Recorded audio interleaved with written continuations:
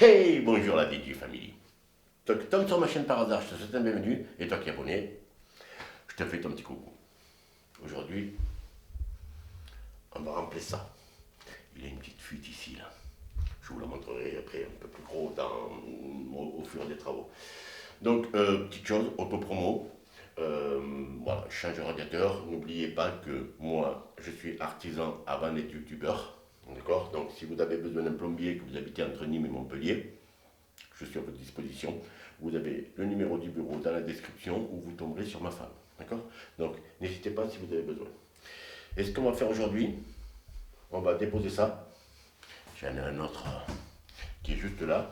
On va remplacer les robinets et tout ça. Et on va remplacer le radiateur qui fuit. Allez, on commence par mettre les gants. C'est bien parce que ceux-là, ça fait plusieurs fois que je les mets. Et ils sont encore très très bien. Donc, de toute façon, vous avez un lien dans la description hein, si vous êtes intéressé. Et il faut bien parler un petit peu des partenaires. Hein. Allez, on enlève tout ça. Vous allez voir.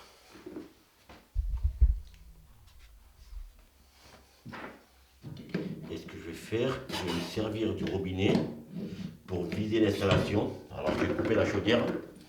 Et actuellement, là, j'ai un bar et demi de pression. Donc, on va faire en sorte que ça se vide.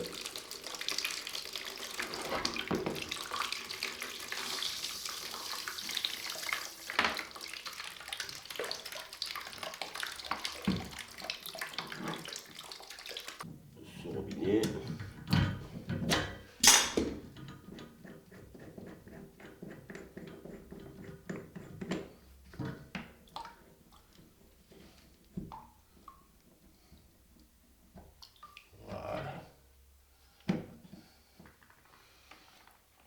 On va s'occuper de l'autre côté pour pouvoir enlever le radiateur au cas où.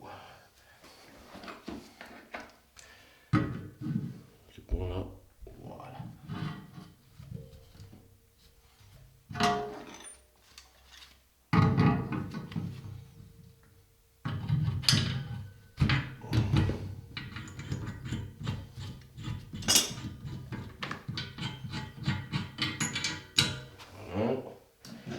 On va prendre la clé à laine, je sais que c'est la rouge, et allez, voilà, donc c'est bon, il n'y a plus d'eau.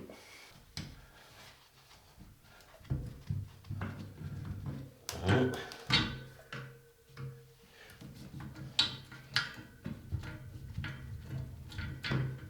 deux, et après c'est le duo.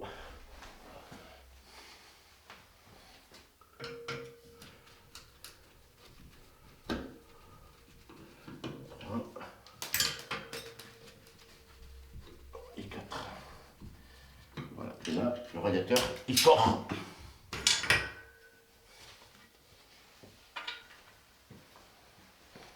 Dedans, on a les fixations à placo.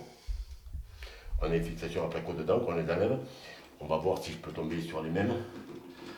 Parce que j'ai acheté un radiateur qui fait à peu près la même taille. Mais c'est à peu près. C'est difficile de tomber sur le même. Donc voilà. En gros, vous enlevez la vis à placo là-dedans. Ok. Il y a une vis comme ça. Voilà, on enlève les pattes. Parce que sur le nouveau radiateur, ils sont. J'ai enlevé les pattes de fixation, les 4 ans. Et j'ai même laissé les tuyaux à nu. Comme ça, on repart neuf. Ok. Ce que je vais faire, on va déballer le radiateur. Il est juste là, le radiateur. Je vais déballer le radiateur, qui est ici. C'est à peu près le même. Hein. Donc là, et après, j'ai repris des pièces à sertir et j'ai repris des robinets. Je déballe, je vais prendre mes repères, je vous montre. On va essayer de prendre les mêmes fixations que l'existant. Les mêmes fixations que l'existant. On va voir si je peux, eh bien, comme ça je ne rajoute pas de trous. Parce que mine de rien, chez moi, j'aimerais pas qu'il y ait d'autres trous. À part si c'est vraiment impossible. Je déballe, je prends mes trucs et je vous montre. Allez, regardez, je vais vous expliquer un truc. Radiateur. Et quand on a un radiateur, voilà un carton comme ça, où on a des caches, une purge, qui est ici là, des fixations et 3 points de fixation. Du moins, 3 pattes de fixation. Ok? Sachant qu'il va y avoir un aller et un retour. Et j'ai une purge qui ressemble à pour enlever l'air. D'accord? J'ai une petite purge comme ça et j'ai une petite clé de robinet qui viendra se mettre dessus. Ok? Donc ça veut dire aller, retour, purge. 3 trous. Et si on regarde le radiateur, on a un trou ici pour la purge. Ici, j'ai pas de trou, j'ai juste un scotch. Et de ce côté, j'aurai un trou ici et un trou ici. Ça veut dire quoi? Ça veut dire que la purge, on va enlever l'air, donc ça sera en haut. Et les deux radiateurs, les deux robinets et retour seront en bas parce qu'il y en a 2. Donc on ne peut pas se tromper de sens. J'espère que vous m'avez compris. On va mettre la purge en premier. En haut. Vous allez voir. Donc on fait attention qu'il y ait bien le joint. Le truc noir que vous voyez, c'est le joint, c'est un joint torique. Donc comme c'est un joint torique, il n'y a pas besoin de forcer beaucoup.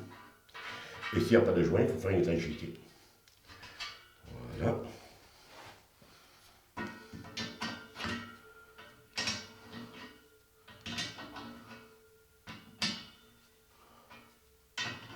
Voilà. Là, je suis au contact. Quart de tour. Basta. Donc j'ai tourné le radiateur, vous voyez, on a les 2 trous et on a les 2 pièces qui viennent avec. Et là, c'est pareil, on a un joint. Donc il n'y a pas besoin de faire de filasse.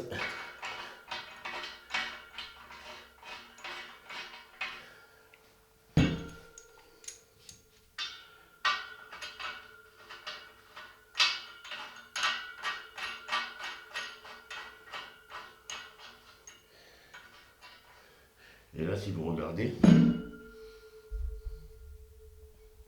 vous voyez, on a une empreinte un peu spéciale. Et il y a de fortes chances que vous n'ayez pas cette clé. Je vais vous montrer une technique que si vous n'avez pas la clé, vous pouvez faire quand même. On prend un tournevis et on prend un autre tournevis. On va y remplir ça et ça vient serrer.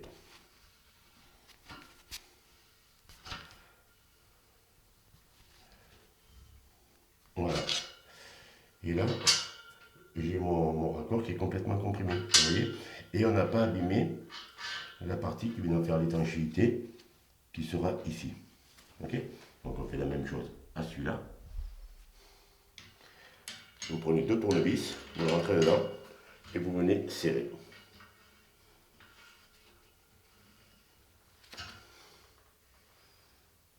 Voilà. Petite astuce parce que de toute façon vous n'aurez pas cette clé. C'est une clé, on appelle ça une clé Tour Eiffel et vous ne l'aurez pas. Je vais l'avoir roué. Donc maintenant j'ai plus qu'à présenter mon retour. Ici. Voilà, parce que le robinet va être tordu, le radiateur va être à l'envers. Donc la partie gauche devient à droite, bon, vous avez compris. Ok? Pourquoi je mets ça? Et mon robinet qui est ici. Ici.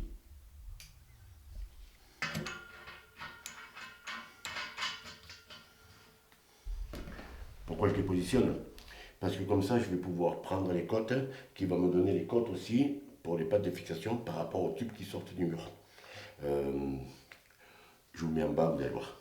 Et vous voyez, quand je le retourne, je me trouve bien avec le retour et l'allée à côté.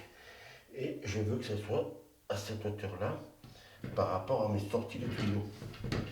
D'accord? Et c'est par rapport à mes sorties de tuyaux. Et donc, là, je pourrais me faire un petit repère ici. Voilà. doucement. Et je sais que ce repère, c'est mon bord de radiateur ici. Comme ça, je vais pouvoir adapter mes fixations par rapport à ce que j'ai là. On va voir comment je vais faire, je vais mesurer et je vais essayer de tomber dessus, on va voir. Une petite chose qu'il faut penser, donc je vais bien tomber. Je vais bien tomber, pourquoi? J'ai ma patte de fixation ici. Et là, vous voyez, j'ai un jeu. Je vais pouvoir un peu jouer sur 1 cm. Et donc, finalement, je ne perce pas. Ici, je vais pouvoir l'emboîter.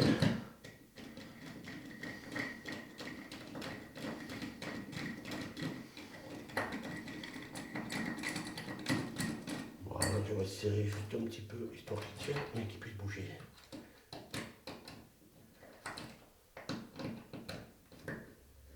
Voilà. Et là, je pourrais jouer. Vous voyez ce que je veux dire? Allez, je place l'autre, et comme ça, je vous montre.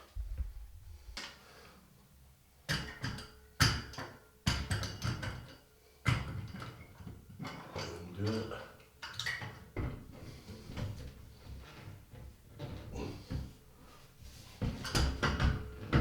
Et 3.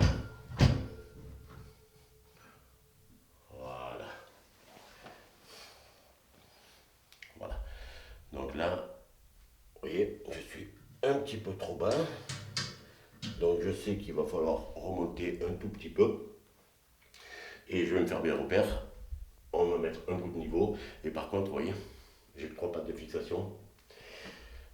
C'est dommage que normalement il faudrait la mettre au milieu, mais je ne vais pas faire de trop. Je vais pas faire de trop. De toute façon, je vais voir avec les clients. Donc, allez, je le mets à niveau, je le serre, vous avez compris le principe. Hein. Là, je vais pouvoir jouer en desserrant les fixations pour monter et descendre ce qu'il me faut. Il faut que je le monte de 1 cm à peu près. Et comme ça, après, je suis nickel. Ça va pas? Regardez. Et donc j'ai mis les 2 fixations par rapport à mes trous, hein, comme je vous ai expliqué tout à l'heure. Et là, je tombe pas bien. Je suis au plus haut et ma fixation, elle ne peut pas passer. Et bien sûr, je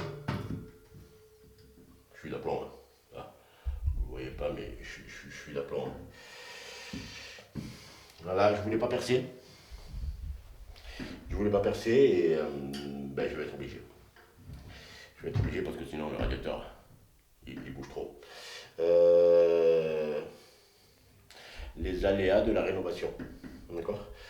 Donc allez, je passe ces pattes de fixation et après je le fixe et on s'occupera de l'aller et du retour.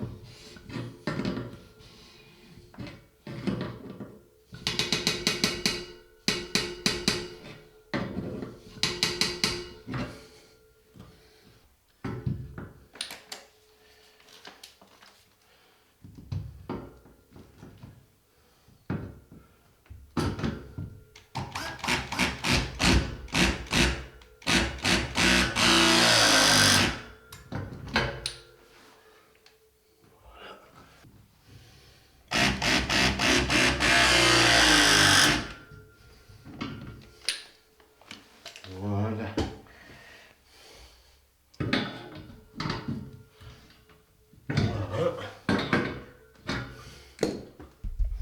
Donc qu'est-ce qu'il me reste à faire maintenant? Je vais remettre l'eau. Donc avant de remettre l'eau, je vais fermer comme ça.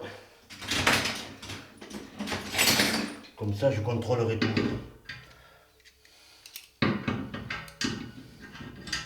Et c'est celui-là. Voilà. Là, il est fermé. Et le robinet est fermé. Comme ça, je peux mettre l'eau et après c'est moi qui contrôlerai ici s'il n'y a pas de fuite, s'il n'y a pas de machin. Ok? Je vais mettre de l'eau à la chaudière et je reviens vous voir. Voilà, j'ai mis 2 barres de pression parce que comme je sais que je vais enlever de l'air, la pression va tomber. Et écoutez.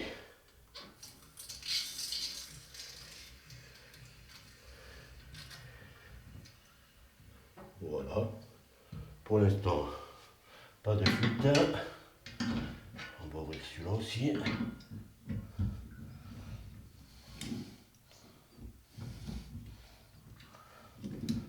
Voilà, le retour aussi il est ouvert. Donc je remets le petit bouchon.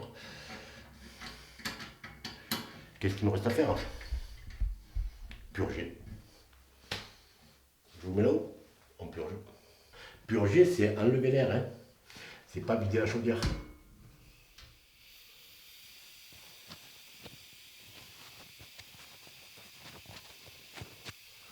Écoutez. Ok? Attendez, je remets le micro. Voilà. Donc le radiateur est en train de se remplir. Et dès qu'on a de l'eau qui coule, on arrête. Ouais. Ce qui se passe, c'est que l'eau monte, monte, monte, monte, monte. Et au fur et à mesure qu'elle monte, elle est en train de chasser l'air.